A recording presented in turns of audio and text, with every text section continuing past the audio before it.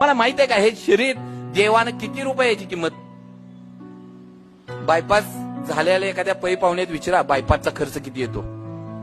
माझ्या माहितीनुसार बायपासचा खर्च साहेब 7 लाख रुपये आहे. बरोबर का. योजनेत गेला तर 3-4 लाख रुपये होईल. काय असते हो बायपास.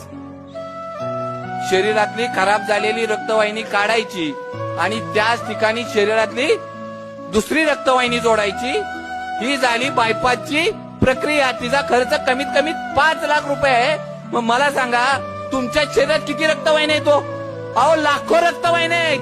गुणाकार करा. जगातला कुठलाच कॅल्क्युलेटर नाही की त्याच्यावर ही रक्कम बसेल. ईश्वरानं जन्माला घालतानाच कोट्यवधी रुपयांची इस्टेट घेऊन जन्माला घातलाय ना. ही जपाना. जगात काही महत्वाचं नाही मित्रांनो, लक्षात घ्या. आयसीयू मध्ये गेल्यानंतर कळतं प्रॉपर्टी महत्वाची नाही, गाडी महत्वाची नाही, बंगला महत्वाचा नाही, जमीन महत्वाची नाही, शरीर नावाची इस्टेट महत्वाची आणि आपल्या जीवाभावाची माणसं महत्वाची आहे ना. हे आयसीयू मध्ये दाखल झाल्यानंतर कळतं.